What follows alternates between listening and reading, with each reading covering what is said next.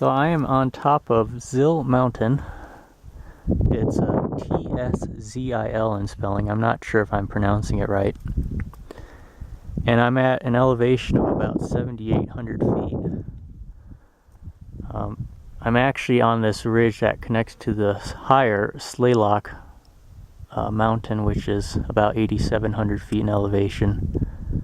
And that is part of the Mount Madier Massif, which is tops just over 9,100 feet.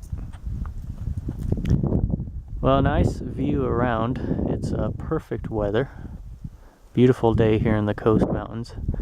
Directly below, the nearest town is visible. That's Pemberton, British Columbia. And I'm actually about halfway between there and the other town called Lillooet, which is off in that direction. There's a cool little survey marker here. It's kind of equivalent to the USGS survey markers on the American peaks. It says British Columbia Survey Control, and there's a number that says 86H1319. And it's just wedged in this crack here in the rocks.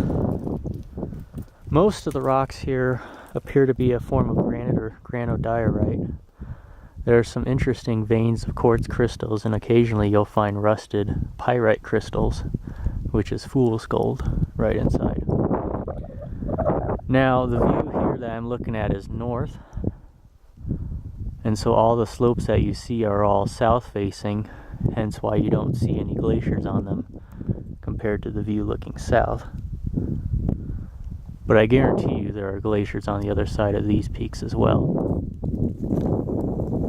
Most of these I don't know by name. There is one freshly snow and glacially covered mountain right there. I'd say that's about 10,000 feet, and I'm going to guess that's over by Choco Lake. I think there's a couple of isolated 10,000 foot mountains in that direction. Tszil Peak, I think, is one of them, maybe. I don't know if that's what that is, though. And then this view looks all too familiar to the North Cascades, which are further south down in Washington State. Very Alp-like, glacially covered, beautiful mountains. Picturesque valleys down below that I believe might be part of Lillooet Lake. I am about 100 miles north of the U.S. border, yet at the same time, if it shows up in view, I can actually see Mount Baker right there. It's blurring up though. I think you probably saw a glimpse of it. And that's, of course, the highest point in the North Cascades region. Let's see if it focuses in again. And you can kind of see it. Now, many of these mountains are pretty remote, although not as remote as the further north you go. There's at least a few roads and logging roads that pass through within this area. I don't really know what most of these are called. A few of them I do recognize. That one in the middle there is Wedge Mountain. Lesser Wedge is to the left of it. Mount Weert. And then following along this high ridge, that's Mount Curry, which overlooks Pemberton directly below. And about 15 minutes ago I saw it look like a huge rock slide. I didn't hear anything, but you can actually still see the dust plume. I have a feeling that's kind of a frequent occurrence, considering that that mountain is very steep. From the valley floor, it literally rises about 8,000 feet up. Off in this direction you can see portions of the Pemberton Icefield. I think that's Ipsut Mountain. although you don't quite see the entirety of it, as it has much of the ice seems to be hidden behind these frontage peaks. That set of mountains right there is part of the Mount Meager volcano. You can see right there in the middle there's two scars on the left side of Mount Meager, and that is the effect of the Mount Meager landslide, which occurred on August 6, 2010, so about 6 years ago. Biggest recorded landslide in Canadian history.